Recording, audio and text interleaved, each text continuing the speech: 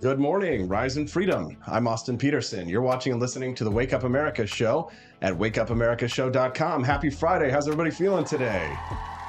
Good. Well, studio audience is happy. How about the people out there in Liberty Land? If you're tuning in to us out there on the live stream, make sure that you click like and subscribe to the channel if it's your first time watching us today and you enjoy the content.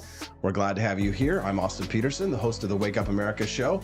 And on the Wake Up America show on Fridays, we call it Freedom Family Fridays. Wife Steffi P into the studio. She's joining us right now. What's up, Hello. Steffi? You looking cute? It's great to be here. You look cute today. Thank you. Nice to see you. I always like to look good for you. Thank you, Steffi. Glad to have you here today. And since it's Freedom Family Friday, it's a veritable threesome today. We're having a threesome? No, not that kind of threesome. That would be a sin, a crime against the laws of nature. Joining us now live from Boston is my brother, Justin Peterson, right now. Good morning, JP. How you doing? Good morning. I'm doing pretty well.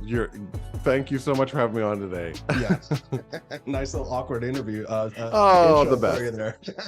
Hey, JP? I am, and I'm just white knuckling it all the way through. Fun. It's been a really exciting week for us here on the Wake Up America show because Rumble.com has been featuring us at the top of the website. We do have to give a big shout out and a thank you to our friends at Rumble Video, Siraj Hashmi and Anang Bai, for hooking us up, for putting us at the very front and center. So thank you very much.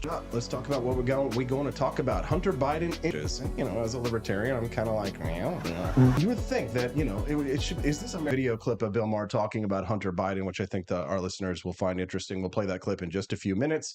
And then we'll move on. We're going to talk about the gas prices. Justin, what's the gas price up there in Boston these days? Do you know? If I just drove a car, this would be a question I would be able to answer. I was thinking about that this morning as I was getting ready. I have to check my local, I'll have to get back to you on that, like local gas prices in Boston. Just Google the gas prices in Boston. I bet it's terrible. Here in Jefferson City, I see prices as high as $3, $5.50 a gallon in some places in California. Joe Biden says he's going to do what he can to get those gas prices down. And it kind of begs the question, when the gas prices go up, it's not. He was the governor of Michigan. Michigan, yeah. Did you see that she got in trouble? She got the police called on her, about Justin? this parking situation. Is that what this is? Yeah. First thing the Biden administration did when they got in office was they immediately halted production of new oil and gas. Anyway, so lies. Yeah. Justin, have you driven an electric vehicle? I've been in one, but I haven't driven one. Okay, they suck. Wait, no, our electric and gas hybrids for a little while that existed, but they immediately went away, and people really liked them. It was like the Chevy Volt or something like that. People were talking. Toyota. Did the Toyota usually odd shapes? There were for a little while. There were vehicles that were half and halves that they had. When you ran out of your electric charge, you could actually switch them to one, or they'd take them away. So, anyways, for our listeners out there, if you know the answers to questions like that, or if you think that there are stories that we might be missing, you can always text the show and let us know at 573-319-1586. Again, you can text the show and tell us what's on your mind today. If you think there are stories that we might be missing, 1586. One listener actually just texted in for the very first time and said, brand new listener here. Maybe you've covered him already, but I'd like to mention Brandon Herrera running to primary Tony Gonzalez. Very libertarian. I believe he'd be an entertaining guest. We've had him. You did a few weeks ago. Yeah, he's the AK gun guy. So Brandon Herrera was actually on the show a couple of weeks ago. So check out that interview. We posted the full one to rumble.com. Maybe we can send them the link and the text we'll send them the link to that. So definitely, we love to have good Liberty candidates on the show. We try and make it a forum for all. So make sure that you let us know if there's 1586. All right, let's continue on with what else we've got at 8 a.m. today. Trump's COVID record. That's one. Did you watch much of immediately remembered, if you remember back to the debates when he and Megyn Kelly tangled, remember that was like a big story. Like she had blood coming You'll out of have her, to show that. I whatever. don't remember. I was like, oh, I was actually surprised to see Megyn Kelly sit down with him just based on their previous history together. So I was like, okay, let's see how this goes. Yes. Well, so there was that. But then remember after the debate, he's like, she had blood coming out of her nose, Right. blood coming out of her wherever. Yes. What? Poor Megyn Kelly. You didn't see that? No, that's why you have to refresh 2016. my memory here. See, That I was was- totally rooting for you and Gary Johnson in 2016. Right. Well, So I was you in weren't another paying attention to the world. Trump stuff. So yeah. No. Yeah. Trump was like, and here's the thing: he said coming out of her wherever, which of course leads it out of her. Right. Which leaves out what he's Her actually ear. talking about. Her ear, Austin. Ears. It was Blood's her coming ears. out of her ears, coming out of her wherever. Oh my Lord! Wow. Right, which was, I'm just all the different Trump. places blood could possibly come out of in your body. You have to say though, like I do give Trump credit for not like bowing down to like the sort of feminist energy that like tries to crush him. Like one of the like reasons he lost in 2020, of course, was like he lost the female vote. But like Trump is like pure unbridled masculine energy. Oh yeah. And Justin's making that face. I'm like, and that is one of the reasons okay. why so many people hate him, is because he is like that. He is raw, unfiltered, toxic masculinity. Do you know why the suburban housewives love him? Why? Because he's just that way. Well, I feel like they like They him. love that kind of man. I feel like they like him the same way that like some of those Russian, like what do they call them, like Dashkas or whatever. The Russian chicks love Putin and is like, what do they call them? What do they I call love those? Putin. What do they call those old Russian women when they're like old and Babushkas? like babushkas? They wear babushkas. My grandmother would wear a babushka. Right. It's just a little like scarf on her head. Right. But then like they're old, they're shriveled up, and they like see the pictures of Putin. They're like, oh, that is the real man right there.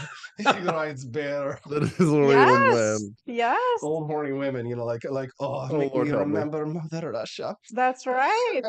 Oh, absolutely. It makes sense. We're already off topic here. So we're supposed to be talking about Trump's COVID record. Yeah, not just that he sat down with Megyn Kelly, but Megyn Kelly actually gave him a real interview. It wasn't like the Tucker Carlson one where he didn't really ask him any like difficult questions. Megyn did. So we've got some clips. We'll react to that. It'll be a great show. You don't want to miss it. Except if Jeffrey Epstein killed himself. I guess that was the only tough question. Yeah, that was Trump handled it pretty well. Yeah. But that's not like necessarily the hardest question in the world, because it's not about Trump's record necessarily. So all right. And so we'll move on from the Trump and Megyn Kelly interview to talk about a Florida principal forced out over a black pupils only assembly. So did you read this story, Stephanie? I read part of it. I didn't get finished with the whole thing, but that's definitely sus. She was forced out over an assembly for blacks only, black pupils only, talking about improving their grades. Don't you dare suggest that the blacks are anything but straight A honor students, despite the fact that their literacy rates are falling to historic lows here in the United States. If you go into the suburban or the upper middle class white neighborhoods, the kids' grades, they're comparable to the European countries that all of the leftists say that we need to be like. When you go into the black neighborhoods here in the United States, their grades are abysmal. And it's because of the public education system in this country, because the government claims that they want to help these minorities, but they don't. They don't care, right? A lot of these subsidies and welfare programs, and a lot of the money that goes into public education goes into the white neighborhoods, right? Which is another good reason to abolish public education, but we can talk about that a little bit later. At 8 a.m. this morning, things we can't say, a list of 14 things we can't say. Justin, I thought that you in particular might have liked this article. Did you see this in Reason Magazine? I did. I read that. With you last night? Yeah, about Reason. Mm-hmm. Yeah, we'll talk about that. And then at 8:30 a.m., signs that you might be like Austin Peterson. What? Is that really? Yes. If someone displays these 12 behaviors, they're an emotionally immature adult. Emotionally immature? A lot of people that got I read that last night. I felt attacked last night. I read that. I'm a Toys R Us kid. Cute. Some magic toys at Toys R Us that I could play. I don't want to grow up. Video games. It's the there is. All right. Anyways, so oh my that gosh. and then Justin, because it's the very first time that so many people are tuning into the Wake Up America show, and good morning to you, 190 people who are with us right now. Hello. We're probably going to talk a little bit later on the show about Justin's origin story because you know, well, origin in a laboratory. Well, yeah, because I mean, you kind of have become a superhero, Justin. I mean, I've always looked up to you and admired you, right? You have been, key to the formulation of my psychology, right? You were the person who taught me to read before I ever went to school, right? You were the person who inspired me to love music and to be interested in the arts and culture and philosophy. So there's a lot of similarities between us. There's a lot of differences. And I think one of your ex-boyfriends, for example, when he met us and spent a little time with us together, said something very similar. He goes, "You guys are like the same, but not the same. Like the same, but different." Your dad thought y'all were the same people on the phone yesterday. Oh, that's right. Yeah. So yesterday was Dad's birthday. Ah. And Justin, what happened? You called him, and what happened? Yeah. No, I just called him and I started talking to him, have this conversation, and then about a couple minutes in, he's like, he talking to me as if it was you, and he's like, "You got any golf clubs?" He's like, "You got golf clubs at your house?" And I'm like, "Dad, this is Justin. I don't have golf clubs." And he goes, "Oh, and I thought this was awesome." So like, you should have just kept playing with him and see how long it took him like, to Dad, can you send me some money? Yes, that's funny. I need $5,000 and some coke and some guns. So anyways, but when I talk about Justin's origin story, what I really talk is about when Justin took the red pill, because a couple of years ago, 2 or 3 years ago, I think COVID-19 really accelerated it for a lot of liberals. I would hesitate to call you post-liberal because you are still a liberal from the technical definition, but you're more like a Bill Maher type liberal who sees reason and who hasn't gone woke. Is that a pretty apt description? I mean, yeah, that's absolutely true. And it honestly, it was something that I had to learn about and study about and read about.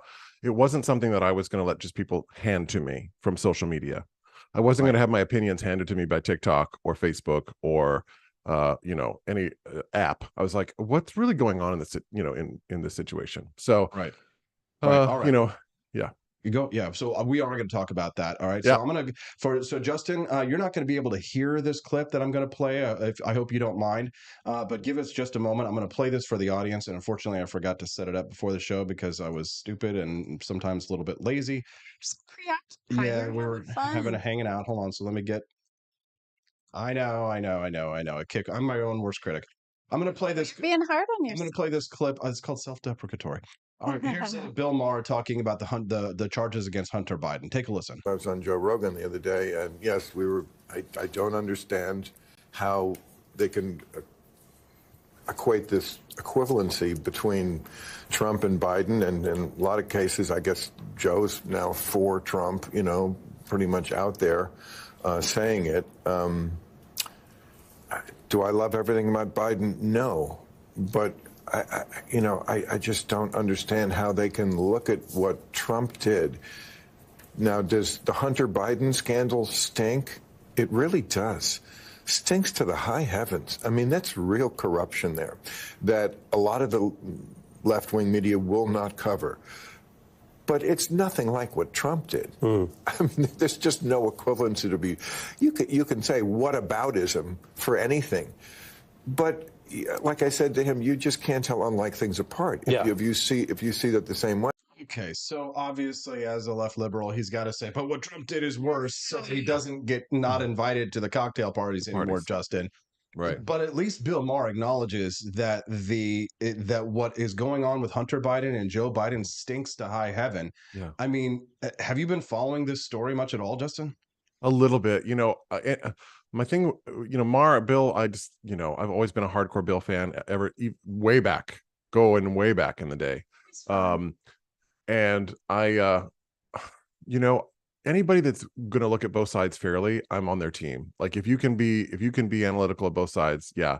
But what's going on here? I mean, it is corruption. And it's corruption that if Donald, like you said, if Donald Jr. was doing it, it would be on the paper every 5 minutes. It would be on the TV every 5 minutes. I just like fairness. I just want fairness in my political discourse. And I think that's, I'm an optimist. Like, I hope that we'll get that sometime, but yeah. So go ahead, Sid. It's like an eye for an eye type of thing. Like, oh, well, they tried to impeach Trump, so we need to try to impeach Biden. Is it just like a revenge type of mentality? Well, but here's the problem with that is that here's the thing. So here's the indictment, right? So her first son, Hunter Biden, was indicted Thursday in Delaware by special counsel David Weiss on 3 counts related to lying about being addicted to crack cocaine when he bought a gun nearly 5 years ago, 2 days after the Republicans launched an impeachment inquiry into Biden's role in Hunter's foreign business dealings. So it's kind of like with the Trump indictments, it's multiple things in different ways. So there's the impeachment question on one hand, and then there is the charges against Hunter Biden directly for criminal wrongdoing regarding guns and drugs. Like, what does that have to do with his dad? Him using drugs? No. So the impeachment has to do with the corruption between Hunter Biden, Joe Biden, and Ukraine. When Joe Biden was vice president of the United States, it is alleged that that Ukrainian officials in oil and gas were back channeling money to Joe Biden through his son, and were doing pay for play scandals. So in order to gain access, so it's what do they call it? It's called access peddling or influence peddling. So the accusations are that Joe Biden, through an intermediary, his son, was connected to oil and gas interests in Ukraine.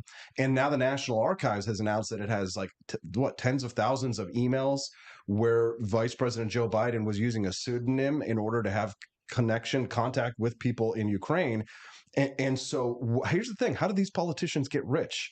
Right? They're not getting rich on public service. They're selling a book. Right? They're selling a book. Or Hunter Biden's, crack-addled paintings that he makes, right? Well, wasn't there a thing where Hunter Biden was sending text messages and then he was like, yeah, my dad's here with me? Wasn't that one of the situations too? Yeah. Yes. So there is that as well. So that should be brought up into the impeachment inquiry. So now that the Republicans have opened an impeachment inquiry, they can begin investigations. This now gives them the power of subpoena as well as limited discovery. So more information is going to come out about what then Vice President under Barack Obama, right? Under Vice President Joe Biden was doing in regards to influence peddling with Ukraine.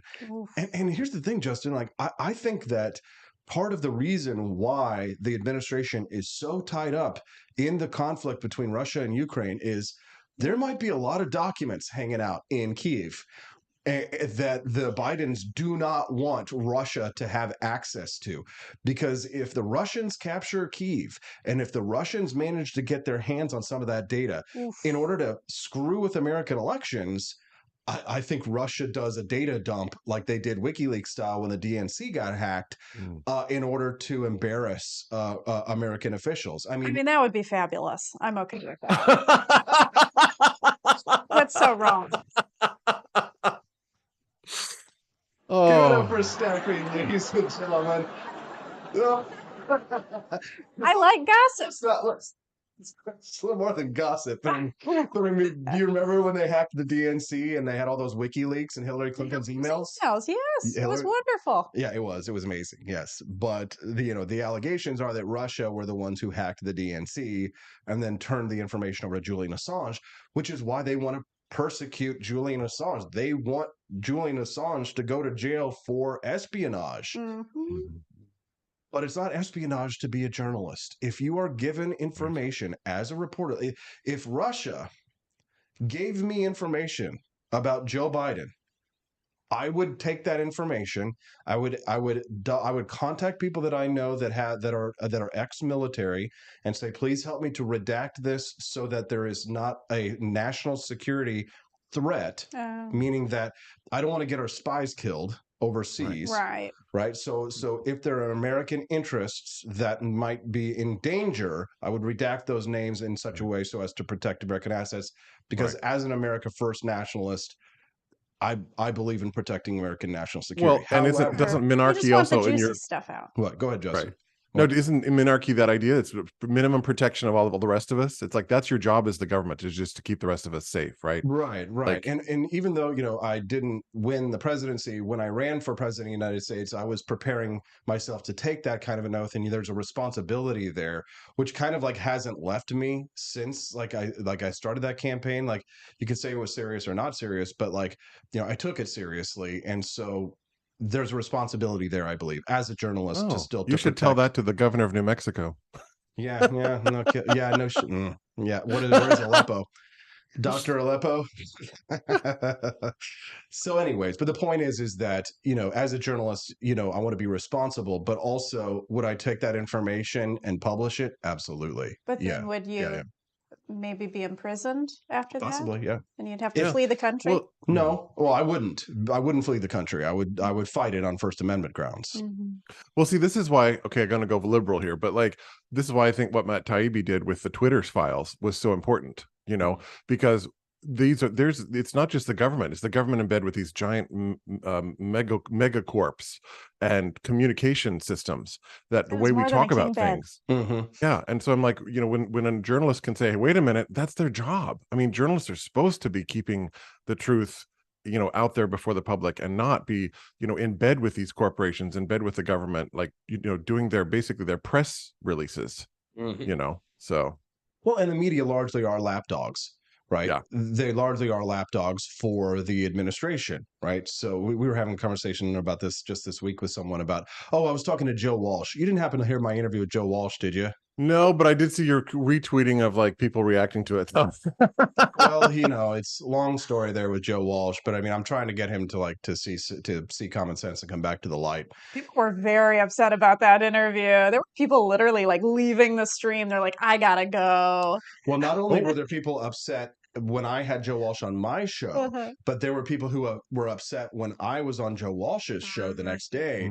And so his people, because he has cultivated a left liberal audience and a leftist audience because he's so anti-Trump.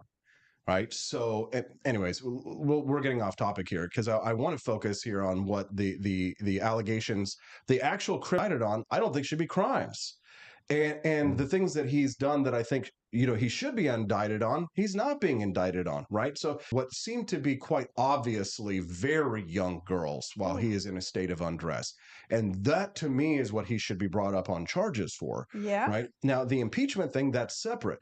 But the problem is that, Justin, you've never bought a gun. Stephanie, you've never bought a gun. Right. If you've ever bought a gun, and for those of you who are listening, you fill out this Form 2 in order to purchase a firearm that says that you are not a user or addicted to illegal drugs. Okay. And so therefore, Hunter Biden is being brought up on charges of it being in possession of a firearm while being also known to be addicted to crack cocaine. Yeah. Free him.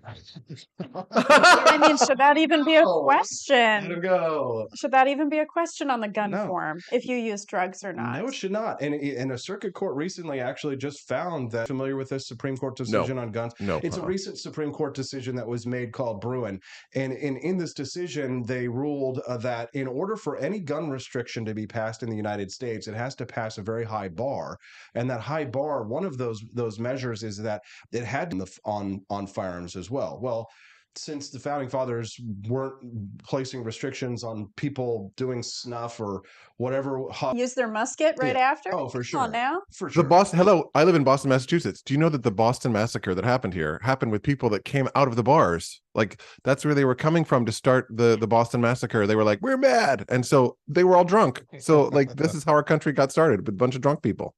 Yeah, for sure. We got to give a big shout out and thank you to Studio 314. We just dropped $10 in the tip jar. Yo, what's up? Studio. Thank you, Studio. He says there should. It's like our number one fan. He He's is. awesome. Yeah, he says there should be no gun form. Hunter has many things he should go to jail for other than that. Yes, exactly. Exactly. Hunter Biden has done so much more. In regards to the impeachment, though, that's the real corruption. The impeachment process and the investigation process that is going to be ongoing now for the next several months is where we're going to learn more about. And Austin, don't you think this is so much bigger than Watergate? I'm thinking about that. Yes, I do think it's bigger than Watergate. Watergate was big, but this is absolutely bigger. Yes, I agree. I think that it is. And why do you think it is, Justin? No, I just think Can you refresh my memory on Watergate? I'm not really familiar for anyone who doesn't know what it is. Justin, do you want to give us a refresher? go ahead, Og. You go ahead. Yeah, so Watergate. So Richard office space in the Watergate Hotel. Okay. In the early 1970s, and Richard Nixon ordered GIGO to spy on them and then break into them to gain access to their records and their documents to find out what their strategic plan was to beat him in the election. Oh, okay. And so Nixon did this to all his political opponents and through the FBI and hippies, KKK, Black Panther, KKK, they deserve to be spied on, right? Weather Underground and the Black Panthers, they were committing acts of terrorism. So it's legal to spy on people? It's legal to spy on people if you have a warrant. Okay. Right? And so if you're committing acts of terrorism, then yeah, you consider the DNC a terrorist group is another question altogether. Yeah. Well, that's libertarians. It's a question for another day. Something that we'll have to get to a little bit later. So I have 286 people watching us now this morning. Good morning. Yo, what's up? Hello. Thank you very much for tuning in. If it's your first time watching the Wake Up America show, good morning. I'm your host, Austin Peterson. We're grateful and glad to have you here as a viewer. If it's your first time watching us here, make sure that you click subscribe to the channel so that you can get updates whenever we go live. And Stephanie, how often do we go live? We go live Monday through Friday from 7. Peterson, who's joining us for Freedom Family Friday, is with us right now in Boston. Friday is the day that I bring in my lovely wife every week, and sometimes Justin comes in as well. So you can see it's just a veritable smorgasbord of Petersons here today. Hey, and we're Ollies here. Ollies, Petersons, Ollies. Yes. No O's. If you like the content, you enjoy the show, make sure that you subscribe and come back, set your calendar, come back and join us in the mornings. We'd be super grateful for us. Before we move on to the next topic, though, this might be a good opportunity. AP for Liberty Shop. Stephanie, you want to talk about that? Yes. So if you haven't heard about Founding Flavors Coffee just yet, let me tell you about it.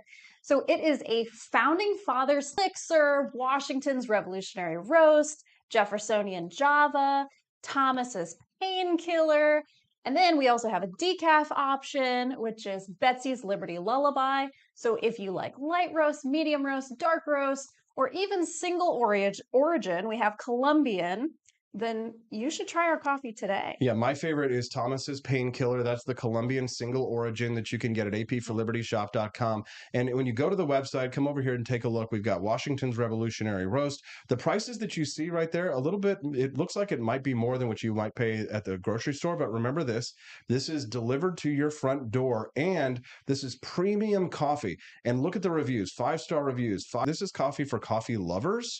And here's the deal. You can save money on the shop if you go to our bundles page, right?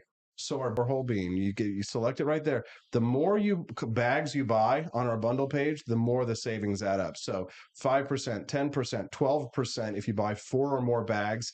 Some people get confused when they're trying to check out because it's like they forget to select their variant, right? And then it's like, it says you can't add it to cart. How come I can't add it to cart? It won't let me add it to cart. You have to make sure you select, do you want ground, right? Underneath it, do you want ground or do you want whole bean? And you can, the savings add up when you buy more than one bag. You can also subscribe to like a month. If you love it, you can subscribe on a monthly, 1 month, 2 months, 3 months. And you can, get it delivered to your front door. It makes a great gift for people who love freedom, who love the Founding Fathers, who love America. Get it at apforlibertyshop.com. You can also see all of our awesome, great products, as well as Tiny Patriots, Stephanie's sweet little collection for kids. Kids line. Hey, I made this one. I survived Roe versus Wade onesie. Very funny. But Stephanie made the Commander and Cute little baby George Washington there. And remember, all these prices, these are all delivered. So it's shipping is included.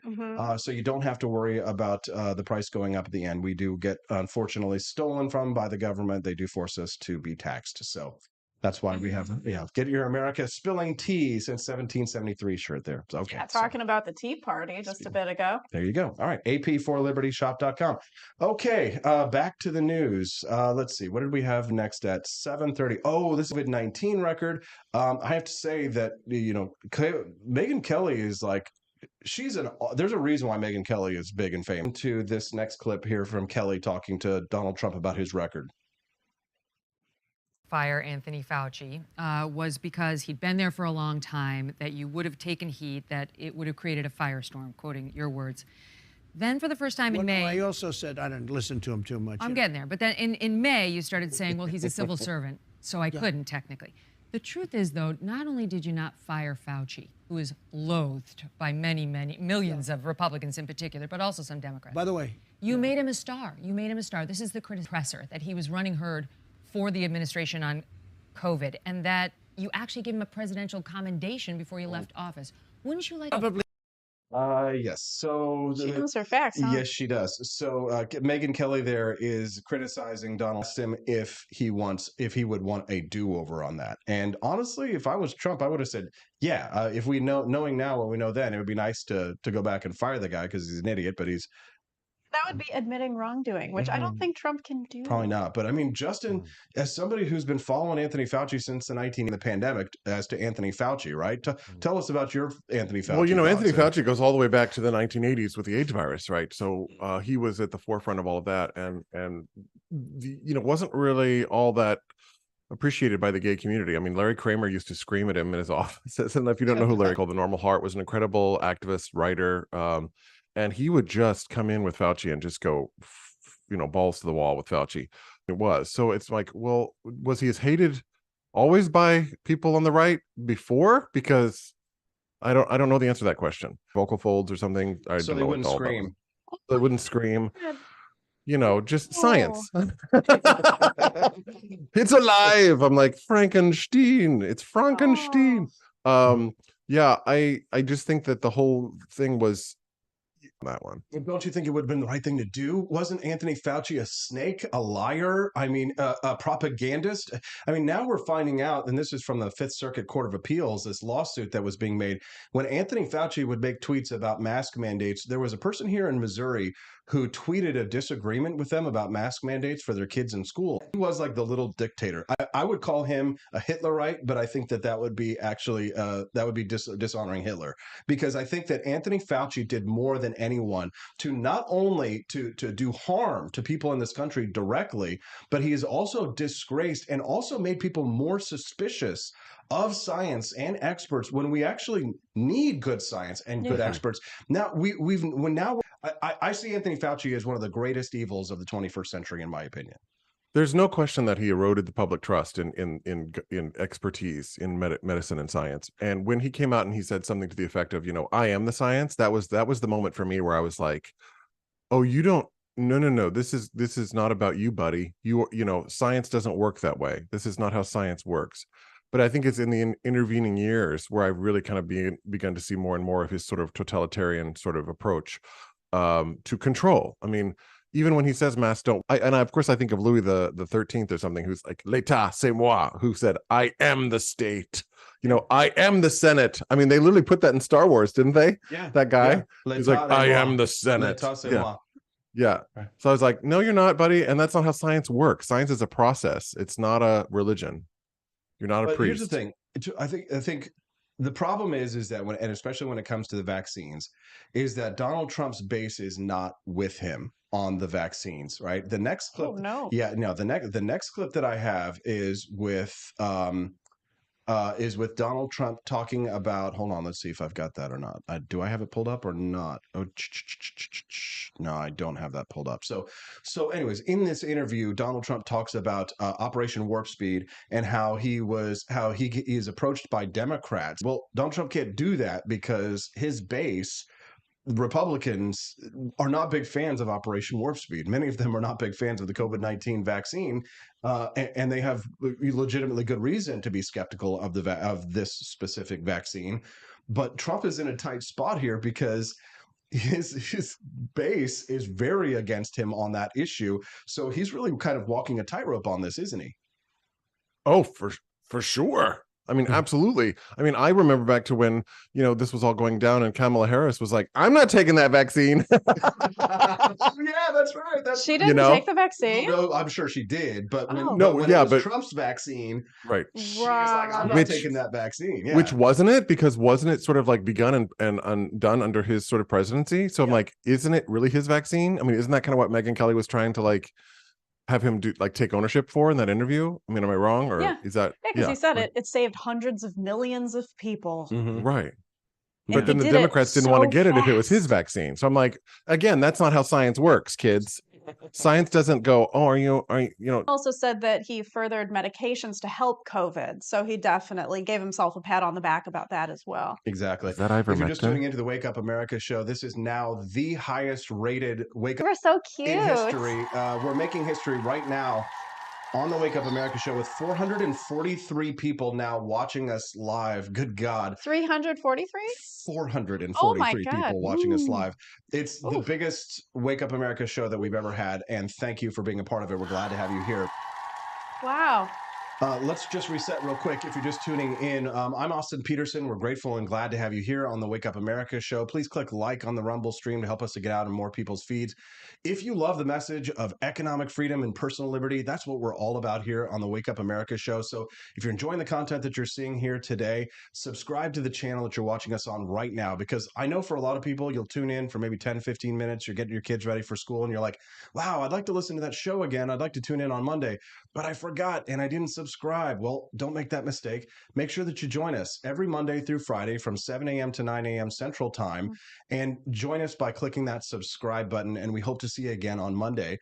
Today's Friday, which means we usually goof off a little bit and have a little bit more fun. And I call it Freedom Family Friday is what it is. And that means that I bring in my beautiful wife, Stephanie Peterson, who's joining us right now. Lovely Stephanie Peterson. Give her a big Happy wife. big ups, big ups. And since my brother had the time and he's being generous with it, he's joining us right now. My brother Justin Peterson is joining us here with us today. Glad to have you here. Glad to be here. It's a family affair. We are family. Family matters. Song that they play at every wedding Yes. and bar mitzvah. We've got AP, SP, and JP here on the Wake Up America show. Glad to have you here. Again, don't forget, click like and subscribe. Help us to spread the message of economic freedom and personal liberty. We appreciate you all very much.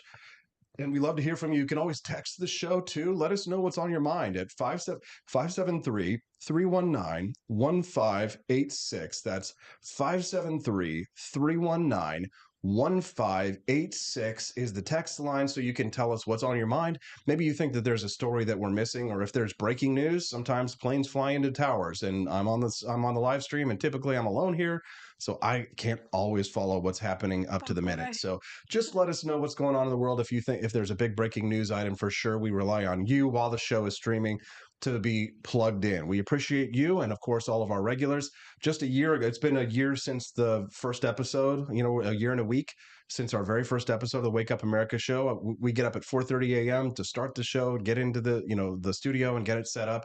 And we would stream for about 20, 30 people usually on average. And now here a year and a week later, almost 500 people watching this show. So please help us to build the American dream. We're trying to build a liberty network here, and you can be a part of it by subscribing and liking the show right now. Thank you very much for that. Absolutely. Okay, so let's move on to the next topic here, Justin. I thought this was an interesting one. Did you read this story about this Florida principal who claims that she was forced out over Black pupils only assembly on improving grades? I'll set this up. This is an elementary school chief, Donnell Evanson. She stepped down from her post after increasing calls for her removal. According to reports, 4th and 5th grade Black students were pulled from their classrooms to attend an assembly on poor performance on standardized tests by African Americans. The students were told they could end up, quote, dead or in prison. Oh no! If they did not focus on academics and elevate their grades. Staffers highlighted high-performing Black students, telling their peers they could attain similar results with improved focus. This is a Florida school, Black-only students at the assembly. Justin, first of all, she's right, but she's out of line, right? I mean, how did you not think that you weren't going to have your whole life and career destroyed by doing something like this? Well, like first thing I read it, my first gut reaction to this was, why is she playing into stereotypes? That was my first reaction. It's like again, we have to see another person who is playing into stereotypes and is also going through also bigotry of low expectations, right? Right. It's like explain that, Justin. What is the bigotry of low expectations? It's like I don't expect much out of you anyway. So it's okay. You know, sort of that idea of like, we don't expect much out of you. Also, to the collectivization of this whole situation, it makes me upset. Like, as an individualist, I'm like, why don't you go to student by student by student Yes. and talk to them and make the case as a good educator, one-on-one, build the relationship with the student? That's what you should be doing as a teacher, instead of bringing a group in and being like, okay, everybody, here's what we're going to do. Like, a good teacher understands that every student in their class is an individual, not part of a particular group. So by playing into these group dynamics, you're just going to the bottom of the barrel in terms of you know, your available your ability to really work with people in one-on-one sort of situations. I just think it's just, to me, it's gross. The whole thing is gross. I'm like, if I was an educator, I'd want to meet with that kid one-on-one. I'd say, hey bud, what's going on at home? Like, or, you know, what how can I help you? Or what can I do to support you? You know, I'm really worried about your grades. I really want you to have the best opportunities in life. I want you to be able to do the best you can do. You know, what do we need to do to help you get there? How you get enough sleep? Are you eating? Some of these kids don't have food at home, you know? So it's like, I try to figure out like what's going on as an educator, rather than trying to play into these racial trope stereotypes. It's just like, and those are the only two. Yeah. So she's white. Is that correct? Yes. Okay, this makes that even worse. If she were a black principal, I'm not sure if she would have stepped down. Mhm. Or if people would have been mad at her, because it would be like, she's trying to help the community, right? To lift them up, make them better. But I also wonder what the demographics of the school were. Mhm. I mean, what percent was black and what percent is white, and, you know, other races and whatnot. So I guess I have a lot more questions to really understand this. But yeah, that is totally inappropriate. I mean, because she pulled in even the high achieving students into this assembly, right? Right. Not just the low achieving students. And get this, kids were told they would be rewarded with McDonald's meals if they hit Yes. certain benchmarks. Hey, Stereotypes. bro, I was a part of the black people eat Book It. I was McDonald's? a Is part that- of is the that a Book It stereotype? promotion. We got personal food pan is cheap, pizzas for right? reading books. Listen, you know, we were pulling those books off the shelf and going, yeah, I'm getting that pan pizza, baby. That's right. Remember the Book It programs when we would get a free pan pizza from Pizza Hut? When we would, Oh, yeah. so wait, that might be behind your time. Caesar's Pizza Kids. I married a much younger wife. All right. So so when we were kids, we had the Book It program. And when we would read a certain amount of books, we would get points. And then we would take those points to get a free personal pan pizza from Pizza Hut. And that was back in the day when Pizza Hut was like a delicacy. Like, With red cups. yes, Remember the red cups? The red cups, and they had like the chandeliers and stuff like that, and like Oh. a salad bar. I mean, we never went to Pizza Hut as kids. So when we No. got a personal pan pizza for reading books, so I guess white kids read books and get pizza, and black kids get their grades up and they get McDonald's. Is this the stereotype? They got robbed. They got Really? robbed. That's all I'm Do saying. you think would it have been more? Would it have been more appropriate if she called in all the students? If it was an entire school assembly and she's just like, hey, you know, we want to get all your grades up. Let's inspire each other, boost each other up. You know, just made it like a big group, like rah rah, hurrah. You know, let's all be Right. great. I have no Or idea. how about, like, All I just know don't is that there separate are people by groups. Like, yuck. Yeah. All I know is that there are 721 people watching the Wake Up America show. 23. And not only is there 723, not only is this the biggest Wake Up America show we've ever done, it's the biggest live stream I've ever done. When I ran for president of the United States, I would sometimes get 500, but this is now the biggest live stream we've ever done. Good morning. Welcome to the Wake Up America show. I'm your host, Austin Peterson. I'm glad to have you here. Please click like and subscribe to the channel so you can come back when we go live, which is every Monday through Friday from 7 a.m. to 9 a.m. Central Time on the Wake Up America show. It's a great way to start your day in order for you to stay informed about what's going on in the world. We talk about news, politics, gossip, relationships, and on Friday, we call it Freedom Family Friday. And this means that today's the day that I bring in my family. My wife is here with us, Stephanie Peterson, my brother, Justin Peterson, that you can see over on the other side of the screen. And we're grateful and glad to have you here. And we want you to come back and join us and be a part of the family. Can I make a bold request? Go ahead, Stephanie. All of you watching out there, if you could please consider to send us some rants, that would really make our day. Stephanie, she's cyber begging. So there was a Democratic Assembly candidate, Justin. Did you see this? That she's running for Assembly in Maryland as it's like their House of Representatives, and her husband were having sex on camera for for cash for tips. Oh. That Did you see this? OnlyFans? Yeah, it's called Chatterbait. Did you see this story, Justin? Oh, I passed through it. Okay. Right. Yeah. I need to yeah. hear. I love this. It's not a particular genre of porn that I'm very much into. Okay. Politician porn. Straight porn is what he means. He's not into it. Some weird type or something. No. Well, no, it depends on what you call weird. But I mean, anyway, so no, she's a Democrat. Apparently, it was as early as last year. Her and her husband were, doing the cyber. We call it cybering back when we were younger. Cyber? You want to cyber ASL? ASL? You want to cyber? But her and her husband, ASL. Oh my ASL. gosh, that just brought back a memory. 13F Mo. Yeah. ASL. But anyway, so she's a Democratic candidate for House of Representatives. She was running for office and came out that her and her husband apparently did this quite often, that they would do this for tips. So they were performing on camera for money. So if she gets elected, she'll be like the first kind of, like I say, OF girl sex worker in Congress. Although who knows, like, AOC could have been doing, BJs on the side of the bar while, When she did this, was she in government, or like what kind of profession was she in at the time? you know what, you're asking questions I don't Was she know. just like jobless and like had no idea of her direction? One in would life? think that sex work is not the kind of thing that typically most people go into by choice. I would think that this is probably the kind of thing that most people go into at the end of their ropes, unless you are some kind of like supermodel, hot, giant booby kind of like, oh my God, this is what I was meant to do. I am like built for This is my porn. calling. Yeah, I mean, if Yeah. you think at any point in time you're going to run for office, never make an OnlyFans account. Just Yeah. don't do it. Probably a bad idea. Yeah. Yeah. Anyways, so political porn now has a new meeting. We're glad to have you here on the Wake Up. Go ahead, Justin. This is a good time because we're nearing the end of the first hour of the show. We still got more to go. Starting at 8 a.m., we're going to talk about 14 things that you can't say. As the culture war permeates American life, combatants set their sights on the ways that we express ourselves. Right. So we're going to talk about 14 things that you can't say, right? Greg Gutfeld calls this language castration. Oh, We're going to talk about that in just a little bit. And then at 8:30 a.m., we're going to talk about 12 signs that someone is an emotionally immature adult. So typically on Fridays on the Wake Up America show, we start to get away from the heavier political topics and move into a little bit more lifestyle conversation stuff because my wife's here and it's more fun to talk about sex. social worker. Yeah, she's It's a profession. So And Justin is a vocal coach, and I am a failed presidential candidate. All right, Justin, I think you.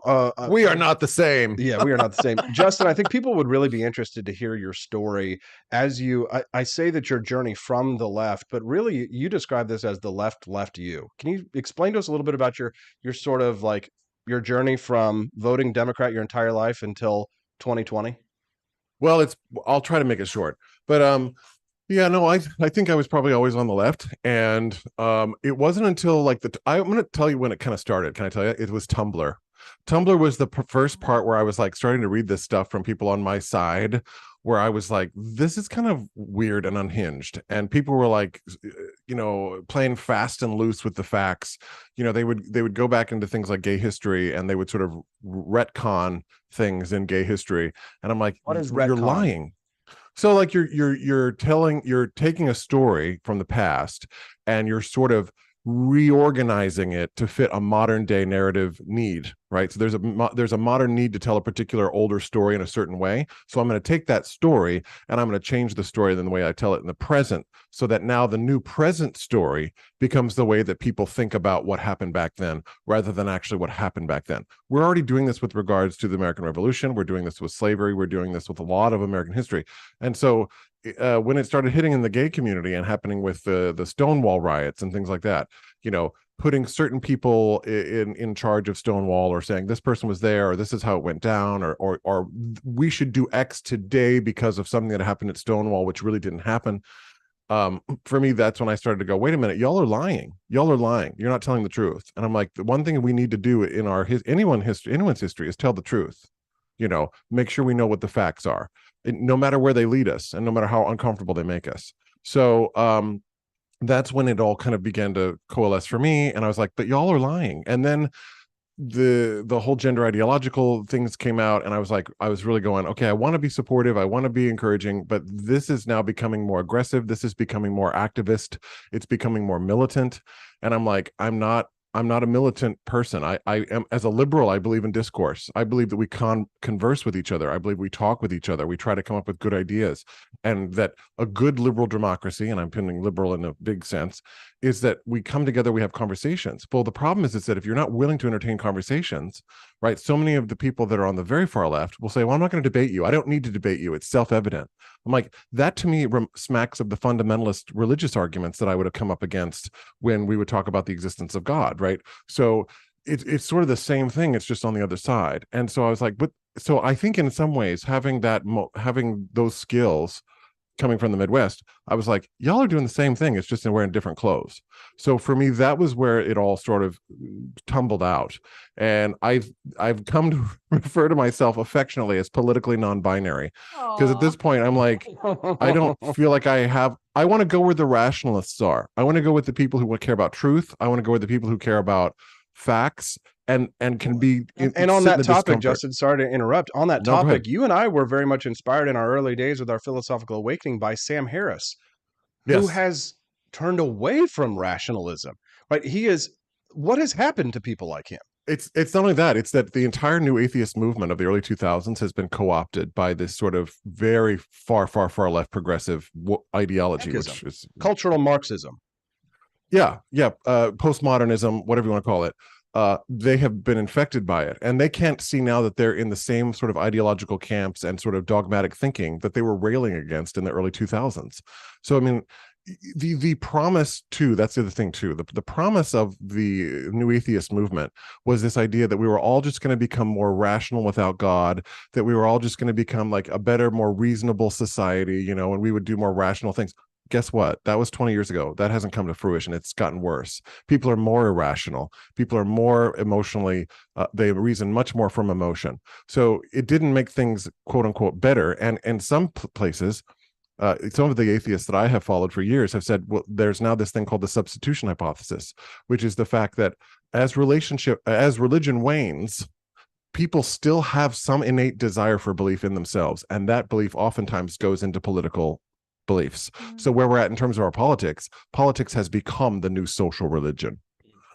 So it's not that religion went away, it just got substituted. It's good stuff. One said that libertarian is my religion. It's just my life philosophy. But the difference with that between libertarianism and Marxism is that if libertarianism is your religion, you're really echoing Thomas Paine, where he says that the world is my church and my religion is to do good, in the sense that you don't worship government, right? You haven't replaced liberals, leftists. I call them leftists.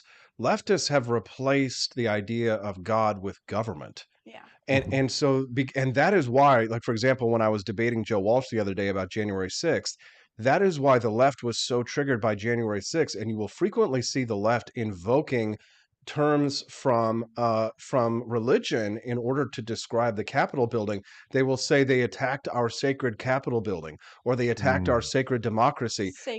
Sacred, yes, those literally those kinds of terms. They will use those terms in order to describe their view of government because some people describe it as a God-shaped hole in their heart. Now, I don't identify with that. I know that probably people do. And Justin, you probably saw Bill Maher's documentary Religulous, where he actually went to like prisons, and he talked to people who were in jail, and he asked the question. He's like, I don't feel like I have a need for a God. He says, but these people who have nothing and who are locked in these jail cells all day, they have nothing else. Right. But they're reading the Bible and praying to God, which tells us that there really is like this desire on behalf of humanity to see something as larger than ourselves. Yes. But that desire, which can be healthy in some people who can do good and can be missionaries, and the best charity in the world comes out of churches typically, it can be warped. It can turn into something dark and evil. Right. And it becomes like that quote of C.S. Lewis. I don't know if you can remember. I don't know if I can remember it right off the bat. Let me look it up real quick. torture us without end. Oh yeah, I yeah. mean, we were just watching this pastor the other day, and he's like bragging to the congregation. He's like, I have a large mansion. Oh yeah. My house is so big. Well, And I'm like, Well, why do we care? Well, let me make this point. He said these are the people like the Greta Thunbergs of the world, the Sam Harrises of the world, the Elizabeth Warrens of the world, right? Of all the tyrannies, this is C.S. Lewis, a tyranny sincerely exercised for the good of its victims may be the most oppressive. The robber baron's cruelty may sometimes sleep. His cupidity, or his horniness, may at some point be satiated. But those who torment us for our own good will torment us without end, for they do so with the approval of their own conscience. What he's saying there, Justin, and I'd like you to respond to this, is that these people like the climate change freaks, the ones who are, have placed climate change as their religion, they think that they're doing good for us, so they will torture us forever because there's Right. no conscience. They think that they're helping us by kicking us on the nuts 10, 20, 30 times a day with their regulations and high prices and their central planning. Am I correct? You're right, and it boils down to 4 words: right side of history. Right? You see that a lot. It's a way to compel you to get on their team, right? It's like, not only do you need to be right now, you need to be right 100, 200, 300, 500 years from now. Good. I mean, okay. Well, who's to say that you're on the right side of history, right? So this is always my doubt. I'm like, okay, the Nazis thought that they were on the right side of history because they were doing it for Der Vaterland, right? Yeah. They're like, we're doing it for our country. They thought they were on the right side of history. People can be deluded. Hitler This is the thought he other was thing the that I good just guy. don't understand why people can't understand this. We have to Do you say not thank you understand real how- quick. I have to say thank you to Quantum Kitty. She just dropped $50 in the tip jar. Thank wow. you. She sent a Rumble rant. Thank you for that. Oh, geez. 945 people watching. It's the biggest show that I've ever done. Obviously, the biggest Wake Up America show we've ever done. Thank you to all of our viewers right now. We'd love to see you again. The Wake Up America show 5 days a week, Monday through Friday from 7 a.m. to 9 a.m. Central Time, right here on Rumble at rumble.com/AP4Liberty. Make sure that you click like and subscribe to the channel that you're watching us on right now. We are beyond thrilled and flattered to have such a huge audience. So obviously we are extremely grateful to Rumble as well as Siraj Hashmi, who has been helpful in getting us featured on the website. And of course, we are so grateful to Scott Fawn for donating this studio space for us so that we can do this show. We've been plugging away at it for a year. This, if you wonder who we are, we're not backed by some big corporate people or anything like that. We're supported just by our audience. And we have one big sponsor, which of course is Lear Capital, which I want to talk about very briefly, because without them, we wouldn't have been able to, when there were 30 people watching the show, Lear Capital still stepped in and said, hey, we're going to support the Wake Up America show. So we want to support them. And I want to remind you that there is a $500 account credit going on right now for those of you who are interested in investing in gold and silver. If you call the number that you see on your screen today, they will give you a $500 account credit. Just tell them, hey, I saw you from the Wake Up America show with Austin Peterson, and I'd be interested in investing in gold and silver. But here's the thing, you don't have to necessarily buy it today, but what you want to do is lock it in, right? So make sure you lock that deal in. Call them today, say, hey, I'm interested in this. I may not be able to buy today, but I want to lock this $500 account credit in. So they'll take your information, they'll get you set in, and then when you're ready to buy gold or silver, start off the right way. Why not start with a $500 discount on it, right? So call them today. The only way you can get the discount is to call them. If you just want to get more information, they'll send you a gold and silver packet by visiting that website at learaustin.com. That's learaustin.com. When you're watching the Wake Up America show, it's a small business. Me and my wife, we go to great lengths to bring you the best guests, the best content 5 days a week, but we're a 2-person business. We run a little merchandise shop. We make little Rumble rants here and there and things like that. But the way we pay our mortgage is when Lear Capital sends us a check. So if you want to help support the Wake Up America show and get some gold and silver in your portfolio, you can support the means of economic freedom and personal liberty and support your own financial freedom. So call that number, 1-800-885-2175. You want to weigh in real quick on that, Steph? Talk about a story about my mom. My mom has been looking to invest, and we've actually been talking to her and encouraging her to talk to Lear Capital, and she actually signed up for information from them. because we truly believe, not just for you all, but for us and our own family, that gold is a very safe and secure way to invest. You can sleep peacefully at night knowing that your gold is there. It's not going anywhere. You can always turn it in and get your money back immediately if you need it. Yep. Thank you very much for that, Stephanie. Absolutely. And thank you to Lear Capital for supporting the Wake Up America show. We appreciate you very much. Don't forget, call that number, write it down, lock in that $500 account credit, 1-800-885-2175. That's 1-800-885-2175. Camellia just sent me a text saying, hold on, let me hit the button. Holy, over 900. Oh yeah, well, we almost had 1,000 people watching just a few minutes ago. But anyways, I just want to continue very briefly, Justin, that the discussion that we were having there, we were talking about, you want to be where the rationalists are, because I'd like to bring it back to this discussion of sort of how you feel like the left, you didn't leave the left, but the left left you. And so you, Justin, voted Republican for the first time in your life in 2020? Yeah, that's right. Why? Yeah, that's right. Well, and because the thing is that I realized that it's not in voting for whoever we vote for, especially in leadership positions, you're not often voting for them. You're voting for the administrative factions that come along with them. And those are the people that do the work. You know, the person at the top is really just a figurehead, really. It's the administrative state that sort of lives underneath them. Those are the ones pushing policies, writing theirs, going to those horribly boring meetings, you know, doing all of the grunt work. And I'm like, that's really what you're voting for. And I thought, well, do I want more of that? Because here's the thing. I can't get away from this feeling that I really love America. Aw. I'm not supposed to say that. I'm not supposed to say Hell that. yes. Hold on. We've got some audio for that. From now on, Hold on. it's going to be America first, okay? America first. Justin couldn't hear it, but that was Donald Trump saying, from now on, it's going to be America first. America first. Hell yes. I don't know. And it's not Making me feel very jingoistic. patriotic. Me too. Yeah. Well, I mean, it's not jingoistic in the terms of like, my country's always right. I mean, that's stupid. I mean, Yes. that's dumb. But what we've managed to do as a nation and our history and our incredible, I mean, gosh, I just think about it even just in terms of music, like, right, as a music teacher, I'm like, look at the incredible music that this country has created, whether it's country, jazz, folk, rhythm and blues.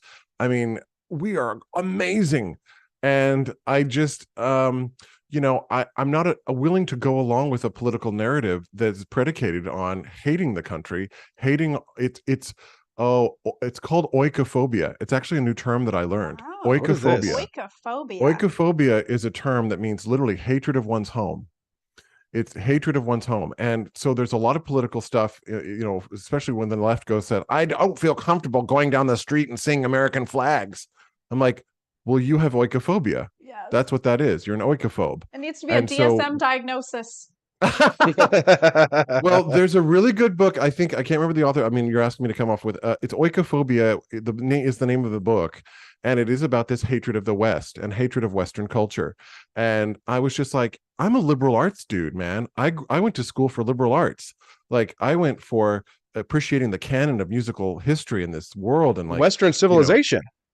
completely Plato, Shakespeare, all of these things. And like when I started seeing the left going, we're going to decolonize this and we're going to tear all this down, I was like, oh bro, I'm out then. I'm not on your side. Because the treasures of Western civilization to me are worth saving.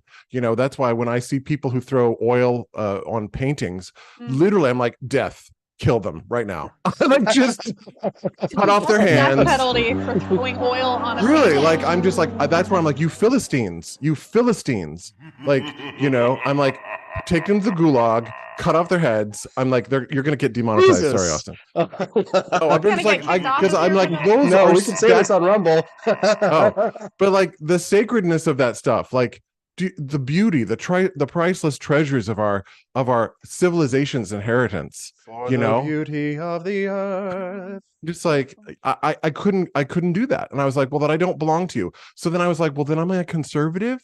Because I'm like, well, what do conservatives want to conserve? And I'm like, well, I guess I want to conserve art, and I want to conserve culture, and I want to conserve beauty and music and the fine, beautiful things of life. So I'm like, but then I don't see conservatives wanting to do that, right? One of us, one of us, one of us, one of us, one of us. Justin, you The claw. The the claw. claw.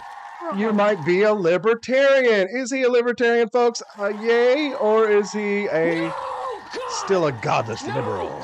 Libertarian and type 2 for godless liberal. If you're just tuning into the Wake Up America show this morning, good morning. I'm your host, Austin Peterson. We're glad to have you here. God, the biggest show we've ever had. Great success. We're glad to have you here. Today's Friday on the Wake Up America show. We do the show every Monday through Friday, 7 to 9 a.m. Central Time. So make sure that you come back and join us. Before you leave, subscribe to the channel so that way it's easy to find us. They call me AP for Liberty on all the social networks. On Fridays, we usually like to switch it up, and I bring in my smoking hot redheaded libertarian wife, Steffi P, who's here with us right now. Nice to see you, Steffi. Yes, I know. She makes me so horny.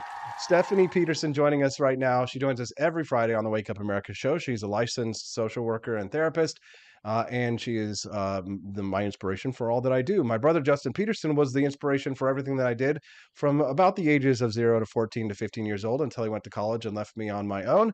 My brother, Justin Peterson, is here with us now, and he's live from Boston, and he is a vocal coach, opera singer, has a master's degree like my wife. You're both more educated than I am. Yes, yeah, he's Justin. my equal. He's your equal, yes. Yeah. We were talking Don't- about women marrying up, Justin, Oh, in yeah. regards to like because boys underperform in academics. We were talking about this compared to girls for the last 100 Okay. years. I had a woman on yesterday by the name of Erica Komisar. She wrote a piece in the Wall Street Journal about how schools are hostile to boys. Because we have testosterone, we want to run around, and we want, we've got a lot of energy, and that's punished in schools, right? It's not sitting down. They drug us up with Ritalin, and then they unleash us on the world and to call us toxically masculine. But anyways, one of the things that was interesting in this Wall Street Journal piece that she mentioned, Justin, was this concept that women who have advanced degrees, women tend to want to date up. A man will. This is breeder talk.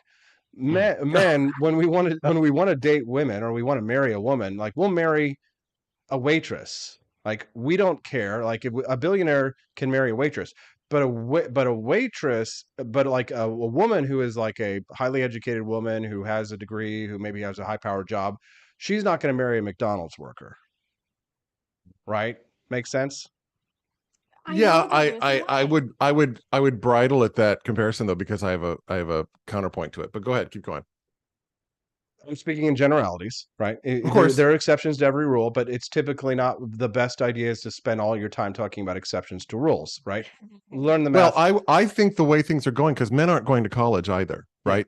By and large, men are not going to school. Yeah, it's So what does that 60% mean? women. So what does But that I mean? say That means the men don't have reason- college debt.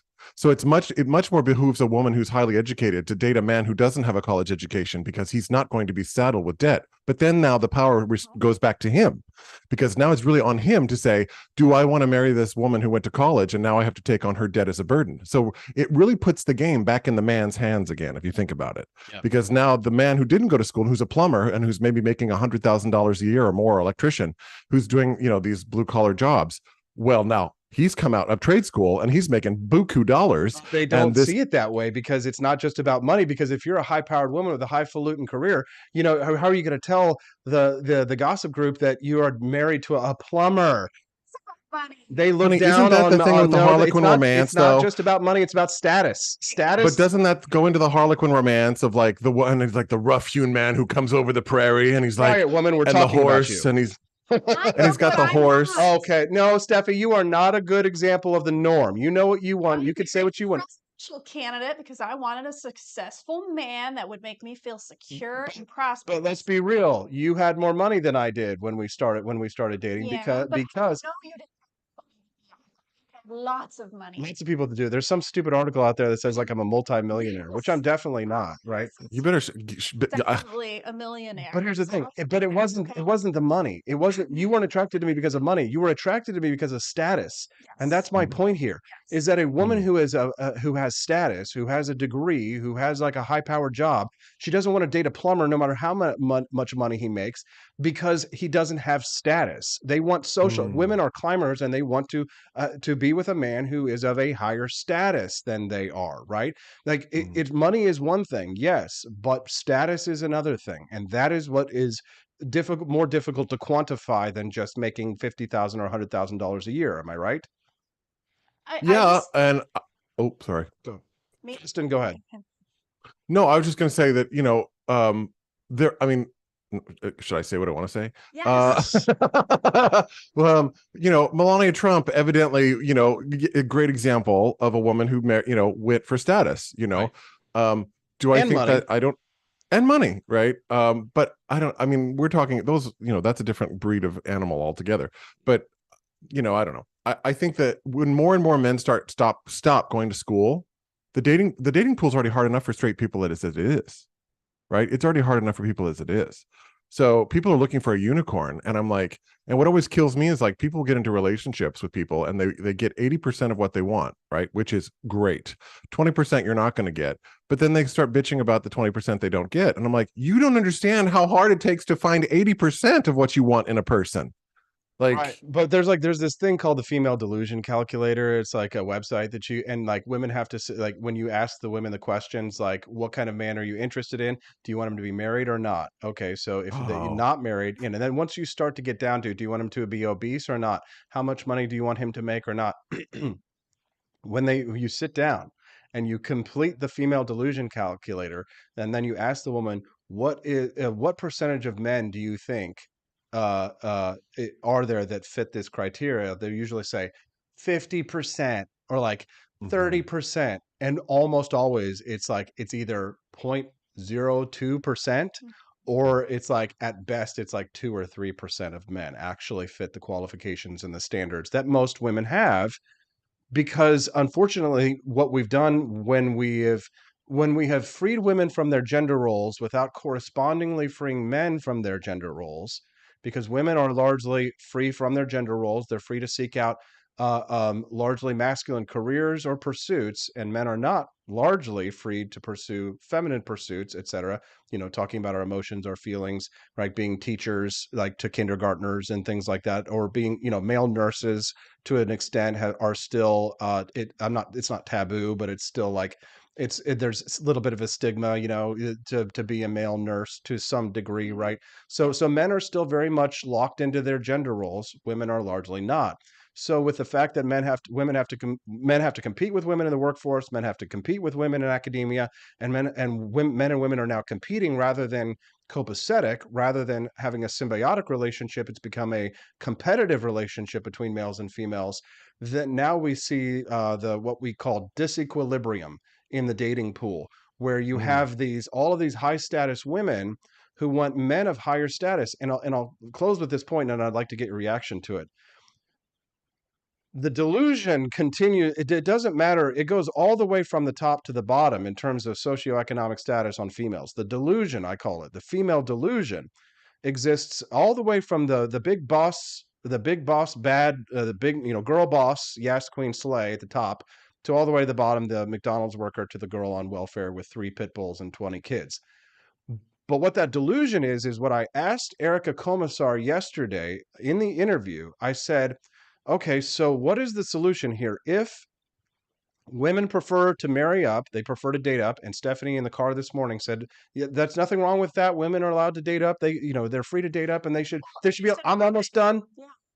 And they're free to marry up and date up, and that's what they want. And I'm like, okay, that's fine if that's what they want, because they are certainly not going to lower their standards. And how dare you even suggest that they should? So I asked Erica Komisar, what is the solution then? If women should not be told to lower their standards, what is the solution? Well, the solution, Erica says, is we need to change all of academia to make it less hostile to boys, so that boys can then go on and get more advanced degrees to make more money and have higher status and make more money than women. I'm sorry, but that sounds just as unfeasible as asking women to say, hey, maybe you should consider dating the guy who works at McDonald's. Or your plumber or your electrician. Right. Can I just say there's an evolutionary No, you reason can't. behind No, this? yes, you can. Sorry. It goes Wow. back to biology. I mean, women like to be with higher value men because of survival. You're more likely to have your family and your children be protected when you're with a man who is successful. And so how can we fight how we're programmed? Is that possible to do that? And sure, we can do that with logic, but we're always going to be attracted to what we're attracted to. It's hard to turn that off.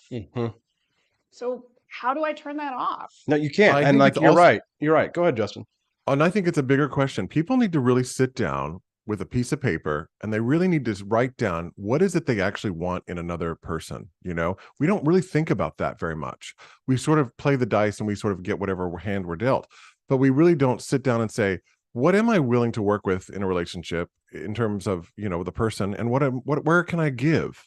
You see, because if you think you're going to get everything you want all the time, well, I'm here to tell you that's not how relationships work. It's about compromise. Yeah. And so when people can sit down and really think about who is it that I would want to be with, you know, what would their relationship with their family be like? What would their social status be like? What would their religious beliefs be like? You know, you're more likely to then weed out, you know, any takers or comers as they come along. But we don't oftentimes spend enough time reflecting about who should I be with, and being more picky about that, and saying, you know what, being picky is okay, you know, to get what you want.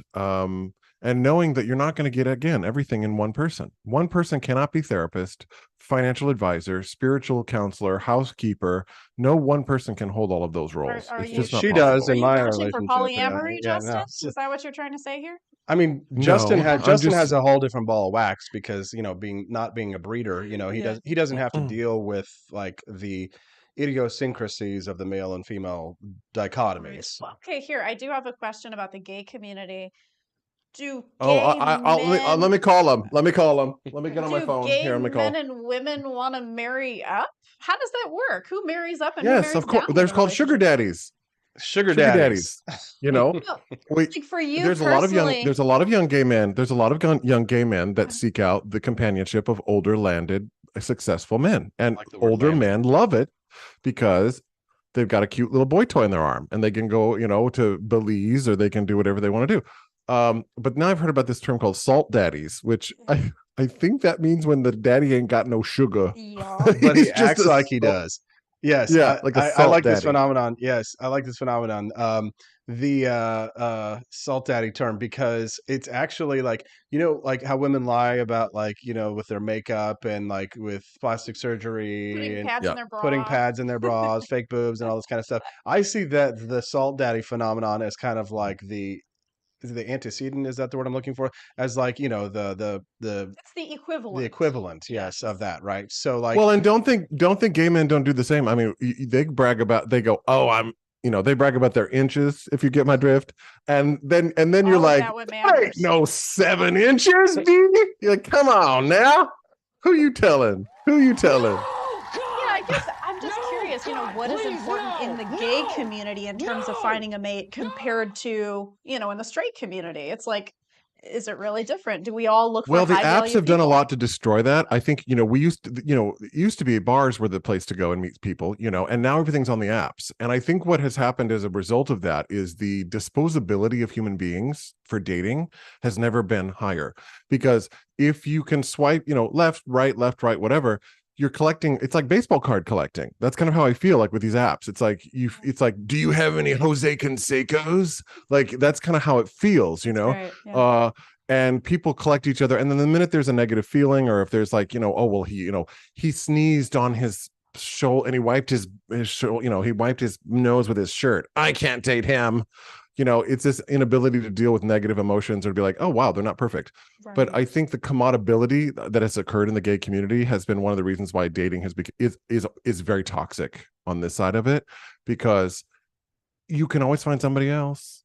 You can end one date with somebody and hook up with your next person be like, hey, my date just left. You want to come over? I mean, that's what I'm talking about here. I mean, I don't want to get like too personal on this, but like one of the things that like I it's hard to say, but like, and I don't know how to say this like delicately, but like, I guess I feel bad for the gay community because typically they aren't going to be able to maintain a stable relationship for the rest of their lives. Not that straight people do either, or largely a lot of them get divorced, but at least there's like, I feel like there's a chance with a straight relationship, like with Stephanie and I, like we're ride or die for the rest of our life. Yeah. And yeah, some gay people do get married and can get married and stay married, but I think largely that isn't the gay experience. Am I incorrect in saying that, Justin? It's not always. It's rare. It does exist. I have many friends who are married, have been married for Monogamous. quite some time, monogamously married. Of course, that I know of, because of course I'm not going to be like, so are you really monogamous? Or, you know, but you know, it's hard. And I think especially when men are younger, like in their 20s and 30s, they're not looking for that. I think they're just out to have fun and go on traveling and do, you know, all that stuff. And it's very hard to find someone who really wants to be in a relationship, because as y'all know, relationships are hard work. Yes. It's not Hollywood, you know. And I think the culture is one of, again, commodability. We are commodified. You know, we're products on an app. Like, so you have to present a profile that's almost like a business proposal. It's like LinkedIn, but for dating. But for dating, and then Here's you know my you meet resume. someone and then they don't call you, and there's a whole social etiquette around. I feel terrible for people who are trying to date right now with the way that the It's so market hard, is. you know.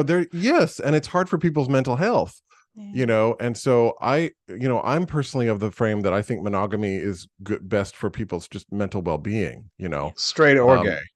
straight or gay. I think it's just good for people to mentally. That's to just probably know not a that- popular opinion in the gay community, is it? helps No, you.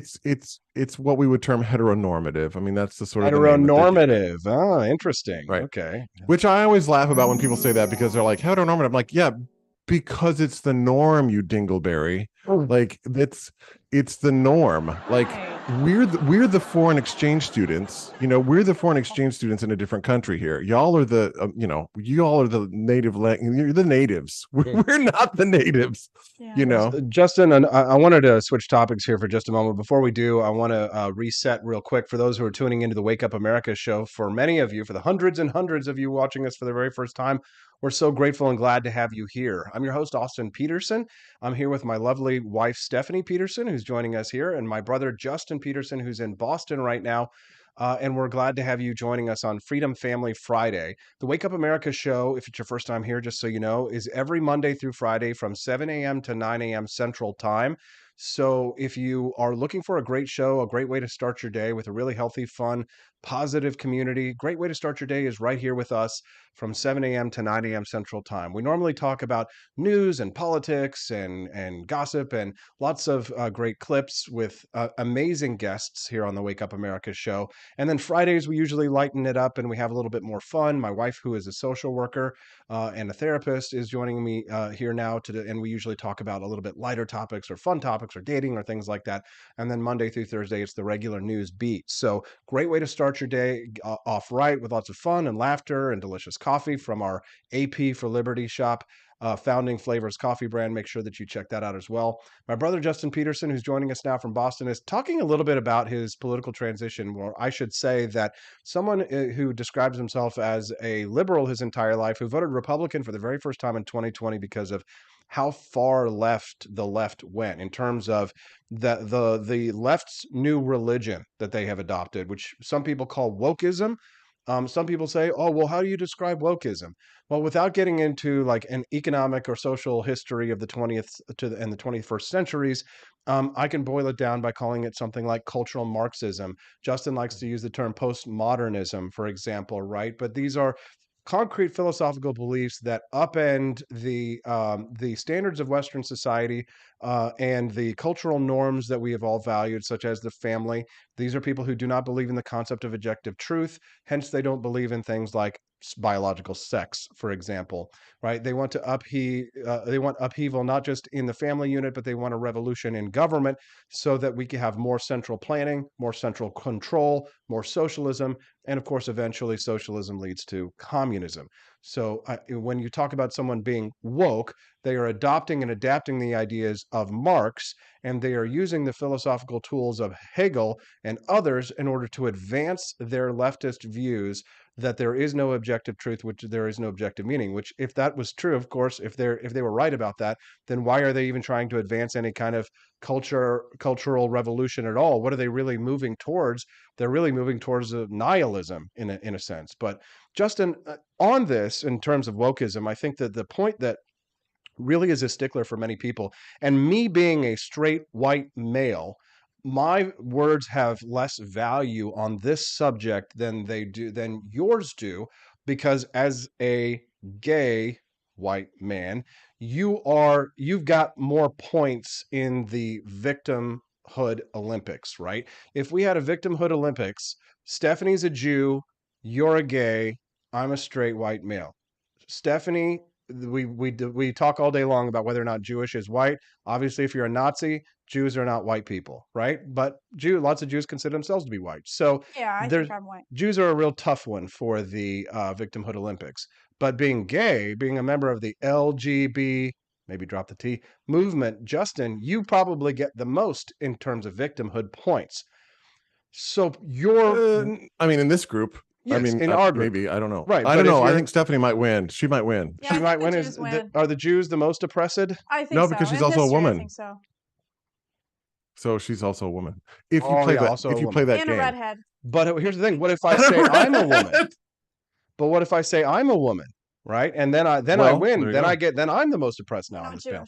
And okay, but I'm a woman, right? So, anyways, well, lots of leftists are anti-Semites as well, but we'll get into that. We can get into that another time. But Justin, specifically the reason and the topic that I'm going to breach right now is one that is of the most delicate order, which is the one that you and we had a conversation, and I know you don't remember it, but we were talking about this kid. Desmond is amazing. He's the child drag queen performer. And I remember the first time that we had that conversation about it, I think, it was the first time that you had heard about it. And I think you were a little skeptical when I was saying that I'm going to say a bad word right now on this show. And if you have children who are listening to the show, please turn down the volume on this very briefly. I'm going to say a bad word, okay? But I think that the reason why many of these people who are surrounding this young child drag queen is because they wanted to fuck that boy. That there was grooming going on in amongst the community that was unhealthy and was specifically focused on targeting children and aimed at the sexualization of children. And to an extent, I think that was confirmed when at a recent LGBT rally, Pride rally, there was a chant, "We're here, we're queer, we're coming for your children." We see with the push in schools to include books like Gender Queer and others describing anal sex in ways that you can't even post on YouTube, which is amazing because YouTube, trying to be allies, it's, for example, won't allow you to read or to monetize these kinds of books on their platforms, and yet they are advancing these things. They want them in schools. And so now I think that this has led to a split in the LGBT community. Many of them saying LGB, hey, but drop the T. You, for example, Justin, sort of recoil at the word queer, for example. Can you talk to us a little bit about your feelings about how the sexualization of children, specifically in regards to the we'll call it now LGBT community, has advanced since you have started your political awakening? Your thoughts? Well, I mean, so how much time do you have? But no, it bothers me because, again, I grew up as an innocent child. See, this is the thing. I grew up and knew who, I came into being an adult, successfully know who I am, but I got to have my innocence preserved as a child. And I think that was very important to me. Are there drawbacks and things? And did I see gay people? No. Okay. I didn't. I had no exposure to that. And I think that's the argument that they're using. They're saying, well, kids need to be able to see, that there's gay people, lesbians, whatever, trans in the world. And I'm like, okay, but why does that have to be a drag queen? Why can't it be a gay lawyer? You know what I mean? Or why can't a gay, scientist come in and talk to kids? It's like, why does it have to be a drag queen to do it? And also note that drag queens aren't going to senior centers. They're not going to They're not reading They're not- books to senior citizens. They want access to children. there's something about kids, and I'm like, well, the thing too of being a gay guy who grew up in the 90s and in, you know, like we didn't ever want to be around kids. We were always like, ew, kids, gross. You know, there's always this sort of natural like, ew, get me away from these kids, you know. And I'm like, what is this sort of fascination with it? You know, where is this coming from? It Where is it doesn't coming seem from? I don't well, the Be thing honest about with it us, Justin, tell us. well, no, the thing about meaning is this. The whole project of the postmodern woke thing is to explicitly destroy what meaning is: the meaning of words, the meaning of cultural institutions, the meaning of gender, the meaning of sexual relationships. And that part of that is this map thing, right? It's Minor like attracted persons. it's the last taboo to be broken, you see. It's the last thing to be broken, to be like, well, who's to say that we can't allow adults and children to, you know, commingle? And people at the people on the outskirts, right, who are carrying these beliefs will say, oh no, that's not true, that's not true. They don't read their core literature. Read the core literature of the people that are affecting your particular belief. It's sort of like people, how can I describe this? It's like people who are Christian but they don't read the Bible, right? They don't read the scripture. They don't really read what the Bible says, but they like just give, oh yeah, I just believe and Jesus this, and then they can't answer basic questions about their faith. This is what happens with ideologically possessed people. They carry the water for the belief system, but when they really look into what's there, it's like, oh, this isn't at all what I thought this was. And part of that destruction of meaning and destruction of relationship, you know, is carried in those core tenets. They just don't see it because the reaction is coming from outside the house, when many of us are inside the house are saying, no, gal, this is not what we're going for. This is never what we have been about. This is not what our civil rights struggles were about. Access to children. None of this had to do anything with children. It had to do what consenting adults did in the privacy of their own homes and their own lives to live with the greatest amount of dignity that they could live with. So it bothers me tremendously because there's so many factorial things about what's happening here. And it's like, it does bother me.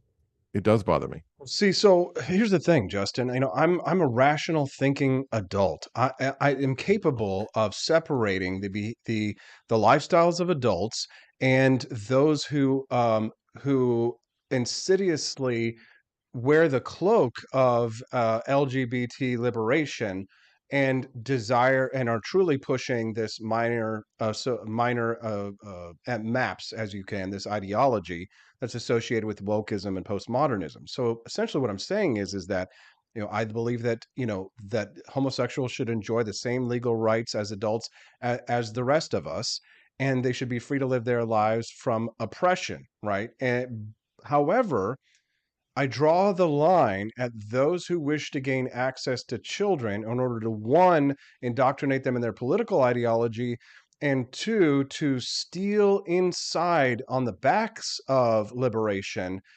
to put inside their desire to gain access to children for sexual purposes and functions.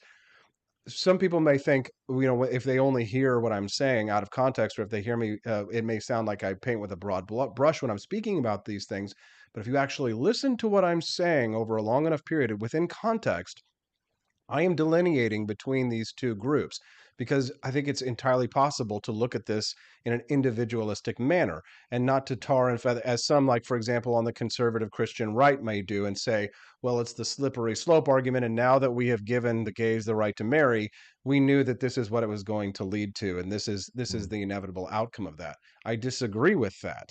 I agree. I believe that there are sick and twisted individuals with mental illnesses and who have criminal impulses towards children and who use the rainbow flag and the ideology in order to gain access to children and to shield themselves from criticism so they can gain access to women's bathrooms and so that they can gain access to the sexual interactions that they would not be available to them if we had a healthy instinct of the protection of our children and the resistance of these criminal impulses that are, again, using gender ideology in order to live out their perverted fantasies.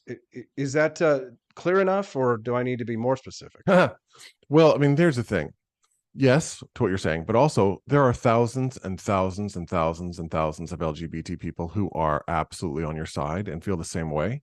They're just too afraid to come out and say these things, because I've had so many, I mean, not thousands of conversations, but many, many, many, many, many people that I talk to, when you sit them down, you have these conversations, rationality ultimately can prevail if the person is open to reason, and they can go, oh yeah, you know what, I kind of feel the same way you do, but I just don't feel like I can say anything about it because I think I might get in trouble with my friends, or I might, this, that, or the other.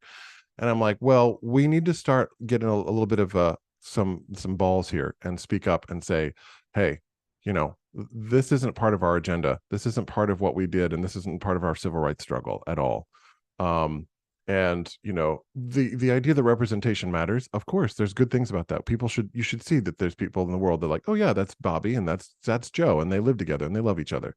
Boom. Okay, then that's the end of the discussion. But like, this is very concerning to me, because it's just, again, it is like you said, it's sort of a Trojan horse. It's sort of like, or a parasite that came in with the gay civil rights movement, kind of, coming onto it. And then like, now it's like, now that civil rights have sort of been achieved with gay marriage, it's like, okay, now what are we going to do? And that's what some people make the comment that, these civil rights organizations that existed pre-gay rights marriage, they made millions and millions and millions of dollars. They got celebrity endorsements. They did, benefits. They did all of this stuff. Do you think they're just going to fold up and go home at the end of it? Like, okay, we got gay marriage. We're done now. I mean, no, they're like, we got to keep doing. Now, what's the next thing? It's what's like the next thing we got to do? NAACP and the ACLU, right? Having accomplished their goals, now the ACLU is actually turned on their original mission statement. It is calling for crackdowns on free speech, right? So it's right. And actually, that's going to be the next topic. I want to segue, but briefly, if I can reset for those of you who are tuning in to the Wake Up America show, good morning. Glad to see you here today. Grateful to have you as a viewer. If it's your first time here today and you like the content that you're hearing, then do us a favor and click subscribe on the channel. We've had almost 1,000 people watching us this morning live. Today's been the biggest show that we've ever had, and we're grateful and glad to have you here. Thank you so much for tuning in. Me, your host, AP, with my wife, Stephanie Peterson, here for Freedom Family Fridays. Yes, they really like us. They do. They like us. And my brother Justin Peterson, who's joining us over there as well, live from Boston. We've been having some interesting conversations today. If you'd like to come back and join us again sometime, don't forget to click that subscribe button on the channel, because that way you'll always be able to find us. Of course, I'm AP for Liberty everywhere, Facebook, Twitter, and Instagram. And one of the ways that the Wake Up America show has been able to be so successful is to remind you that no lives matter at the end of the day. At least according to Michael Myers, who you can see at our AP for Liberty shop store, make a political statement while reminding the world that at least someone out there doesn't give a damn about your political ideology and will kill blacks, Asians, Chinese, Jews, and homosexuals the same. Our No Lives Matter shirt, now available at ap4libertyshop.com, features Michael Myers with his trademark knife in front of the Halloween moon and some lovely bats. You can get your No Lives Matter shirt at ap4libertyshop.com, as well as our delicious Founding Flavors coffee that you see there at the bottom of the screen. Stephanie found that awesome No Lives Matter shirt and put that in the shop. I'll take the credit for it. Check it out. There you go. So do Black Lives Matter? I think that you can answer unequivocally, no, they do not. But neither do homosexual lives, Jew lives, or white lives. No lives matter. Michael Myers is just a mockery. That's what it is. Yes, Michael Myers is the ultimate equal opportunity murderer. Get the No Lives Matter shirt over at ap4libertyshop.com. Very beautiful. Comes in different colors. There you go. All right. So, Justin, you're shaking your head. Why? No wonder people hate I don't know. You've always called me a gadfly, haven't you? Yeah. Oh, Austin. This is Austin's favorite gesture. This is just him just stirring the shit. Just right here. Just stir it up. Hot and fresh. But here's the thing. I troll because I care. And also partly because I'm bored, but also because like life would be so dull and boring without people like myself, right? We would have to sit down and listen to the sermon, and no one would ask the question of, Daddy, why did God say that the Israelites should bash the babies' heads open on the rocks? there would be nobody to do things like that in Sunday school. And then there would be nobody to go and hang out at the gay bar and say, why are all of these people who are boys calling themselves girls and trying to have sex with children? Tee hee hee. If there wasn't people like me, then the world would be a far less interesting place. If you like an interesting place and you like pot stirs, well, then you're at the right place. So don't forget, click like and subscribe to the Wake Up America show. We love freedom of speech because we are demonetized on YouTube because of the conversations you're hearing right now. And there are just some things that you can't say. As the culture war permeates American life, combatants set their sights on the ways that we express ourselves. Yes. So Stanford University published about a year ago an elimination of harmful language initiative. This is a multi-phase, multi-year project to address harmful language in IT at Stanford. Oh no, please. Soap in your mouth. Yes, that's what it is. It's the academic version of soap in the mouth. Dad actually did that to me once when I was a kid. The goal was to remove dozens of undesirable terms from university materials. So among the offenders were crazy. Crazy is a bad word. Crazy is a bad word for, quote, Yes. trivializing the experiences of people living with mental health conditions. Oh. Guys. You guys, I say that all the time. And I've say it. started not saying it as much. You can't say guys. Because I know girls aren't guys. Girls I aren't know. guys. But yeah, they are. They're the guys. For reinforcing male-dominated language. Yes, we are men. American for insinuating that the U.S. is the most important country in the Americas. We can't say American? Can't say American because that insinuates that we are America. But there's North America and there's South America. How dare you? Where's my Greta Thunberg? How dare you? We North American? No, we're Karens. Actually, no. Karen is another word that you can't say because it's being used to ridicule or demean a certain group of people based on their behaviors. Justin, your take. Well, listen, the thing about Karen, I always have thought that Karen was very a misogynistic thing to say, right? It's very misogynistic to me. Yeah. It's like anti-woman. Thanks it's for very noticing. anti-woman. What? It's very anti-woman. But the thing about it is that when you can control language, you also control how people think. So that's where it gets kind of Orwellian to me, right? It's very Orwellian. Have you heard like double speak or like wrong think or those kind of terms from Orwell, where it's like, oh, the approved words, or it's like, oh, again, if you live in a free society, we should want as much diversity of thought as we can get, our ways of speaking about things. And also too, that everyone's just always bitching about culture all the time. Oh, well, cultural this, cultural that. It's like, well, what if those words belong to particular kinds of culture? And who are you to say that that culture is any better, you moral relativist? So it's like, like last week I shared a meme with a friend of mine about that word spook is now considered racist. Oh yeah.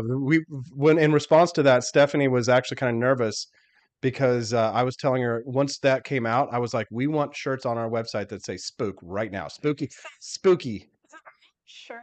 And it's funny because like, only if you are in a particular mindset to think about things in a particular way, would you look for a reason to make something problematic so that you can control other people, right? Who don't understand the meaning of that word. What's hilarious to me is like all the black guys I've been talking to about watching scary movies, and they're like, oh my gosh, bro, we should watch some spooky movies. And I'm like, I can't sit with you right now. I need you to think about your racism. It's like, but the article that came out that said that the origin of the word spooky, that's not the origin of the word. It was actually later during World War II that soldiers would use the word spook to describe black people, but that wasn't the actual origin of the word at all. No, they did this a while back with the song, I think it was Turkey in the Straw. If you remember Turkey in the Straw, da da da da da, right? Turkey in the hay, hey, hey, hey. Yeah. So somebody somewhere along the line recorded a derogatory, nasty, racist, disgusting recording of this song. Right. And then what happened is that the people that, again, the moral elect, right, found out about that recording. And what they did is they conflagrated the reason of that recording to the song itself. They impugned that onto the song. And they said, that song has racist origins. And I'm like, no, it doesn't. The song was parodied by a disgusting person who made racist lyrics to it. That is not the original song. You cannot impugn the whole song based on someone's disgusting parody of that song and say, well, that's the song, so now we have to get rid of the song. That because that was the ice cream truck song. Remember, everyone's like, oh my God, the ice cream truck song is so racist. I'm like, anybody who did 5 minutes of research would be able to go, actually, the song isn't racist, but it was made into a racist recording. That doesn't make that song racist.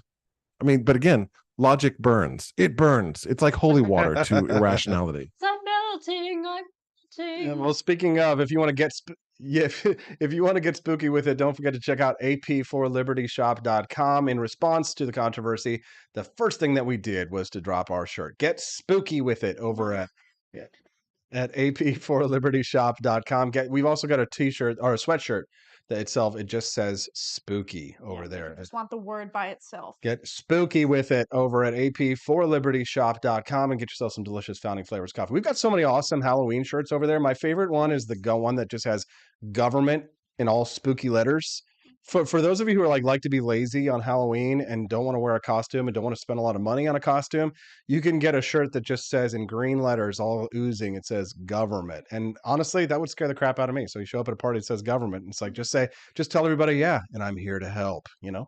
Yeah, we've added a lot of new Halloween shirts. We have the Grim Reefer. Grim Reefer. Yeah, it's legal here in Missouri, that's so right. that's all cool. The Grim Reefer. We have Burn Blunts, Not Witches. Oh, another good one. Yes, Burn Blunts, Not Witches. Partakers. There you go. And of course, we've got some awesome Liberty merchandise like your Don't Tread on Me shirts, which apparently will get you kicked out of some schools in Colorado, as well as phone cases. And Stephanie and I, we love our phone cases, don't we, Stephanie? I made mine and you made yours. Yeah. We literally designed these ourselves. We design them because we love them and we use them. Mine is the Neon Machine Gun shirt, which I actually have a Neon Machine Gun shirt on today. But you can get these at ap4libertyshop.com. Remember that shipping is free. Stephanie's got Lady Liberty while she's got a nice little old school phone. It's so actually from World War One, from a propaganda. Yeah, piece. we pulled out from a War One propaganda poster. So there you go. Get all your awesome Halloween Liberty merchandise and just your general merchandise at ap4libertyshop.com. We got about 5 minutes left on the Wake Up America show. It's been P for Liberty. we got to go pee for liberty. That is for sure. So about 5 minutes. Yes, because we haven't taken commercial breaks today. Normally we'll take commercial breaks, but we didn't today just because we're killing it today. Absolutely killing it. So don't forget, if you are watching it today and you're joining the conversation with me and my lovely P for Liberty family, then don't forget to subscribe to the channel that you're watching us on right now. We haven't gotten a Justin P for Liberty. Justin is just at Justin J. Peterson over on Twitter, now X. So don't forget to follow Justin as well at Justin J. Peterson over on Twitter. And he'll appreciate a follow over there at x.com. Stephanie as well at Steffi P for Liberty, and I'm A P for Liberty. So she goes P for Liberty, I go P for Liberty, we all go P for Liberty. Stop saying P. I can't. Just a few more minutes left, I Stephanie, can't even. on the Wake Up America show. I guess we've had a really good show today. We've talked about the allegations, the investigation into Hunter Biden. In regards to his addiction to crack cocaine while holding a firearm, which I think we all agree to some extent, perhaps that's not what really the problem that we have with Hunter Biden. A distraction from the real investigation that's going on in Congress, the impeachment investigations into the alleged dirty dealings between him and his father, President Joe Biden, in Ukraine. We talked about Donald Trump's record of COVID-19, giving Anthony Fauci a Presidential Medal of Freedom Award or whatever the recommendation was, and whether or not he regretted it. A great interview with Megyn Kelly. So if you want to go back and watch the show, I highly recommend that you do so. And then, of course, we've had a much longer extended conversation with my brother, Justin, who is telling us, has been opening up to us a little bit about his transition, or I guess just we call it taking the red pill amongst the right. And Justin, I guess I'd like to close with this conversation because this is something that Joe Walsh and I were kind of debating this week. He sees the right, Joe does, as a greater existential threat than he sees the left. So he calls himself a libertarian that's going to vote for Joe Biden. I got a lot of beef with him on that, and we disagree with that.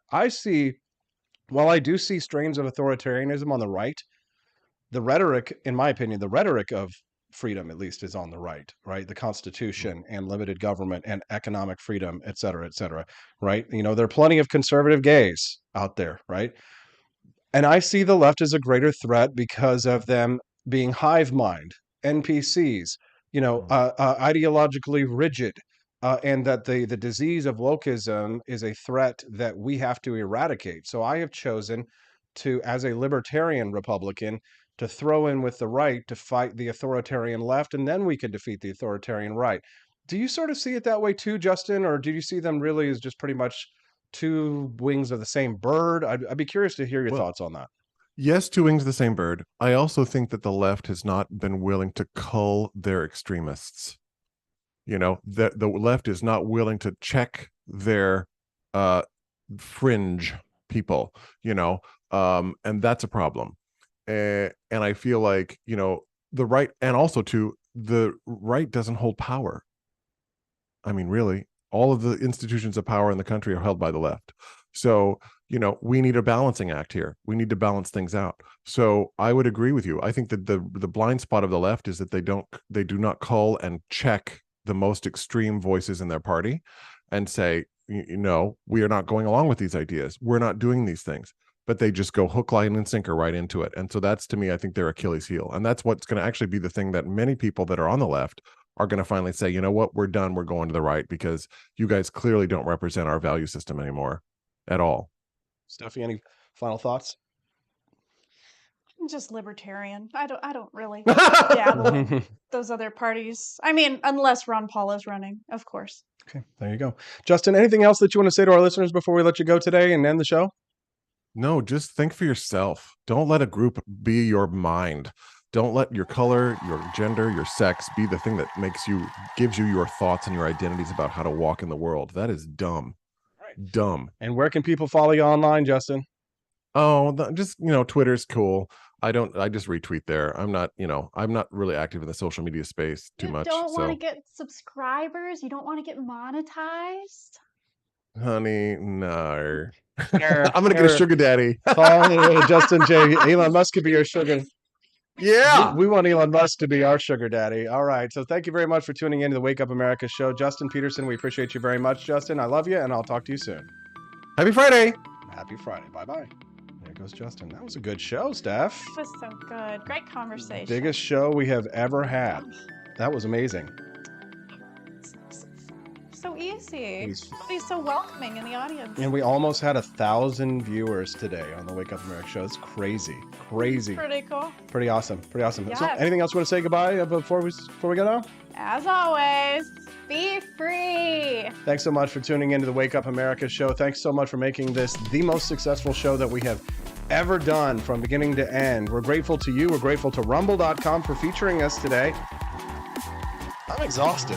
It's been a long week. This has been the biggest week in terms of viewership for the Wake Up America show ever. It's just me and Steffi P, me and my wife, two-person operation, trying to be successful. We're trying to live out the American dream. And it's been because of thanks to people like Lear Capital that you can see down there at the bottom of the screen who have invested on us. So in the time when we only had like 30 people watching the Wake Up America show, which was like 3 weeks ago. Yeah, don't give up. It's all about consistency. Absolutely. We get up every morning at 4:30 a.m. My wife helps me. She pushes me out of bed in the morning.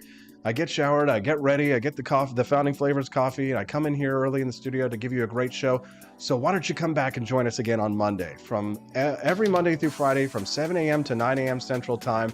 Join us and help the revolution continue. We're all about economic freedom and personal liberty. It's a great way to start the day, make friends, have a good laugh, and stay informed about what's going on in the world. I'm Austin Peterson. This is Steffi Peterson, and we hope to see you on Monday on the Wake Up America show at wakeupAmericaShow.com.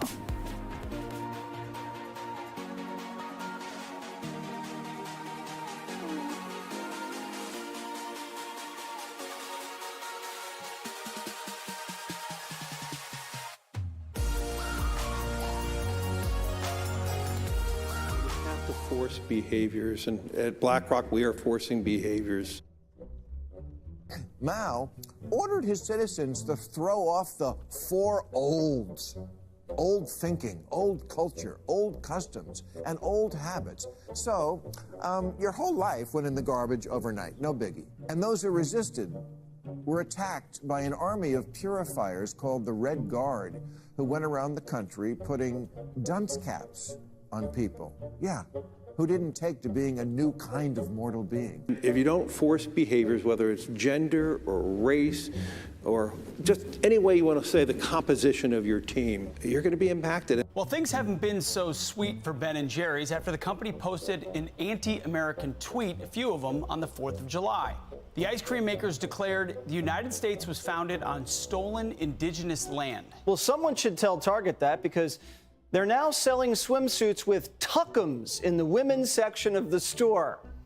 And they even have a line just for kids. Yeah, we're going to reach out to Ben & Jerry's and ask them how they can live with themselves as they operate a multi-billion-dollar company on stolen land while declaring other people give up their so-called stolen land. This is the child section. This is literally the kids section. I'm next to a literal onesie that says whatever the hell that means. We have "Glad you came out" and "I'm so happy that you're queer" in the kids section. Are you kidding me?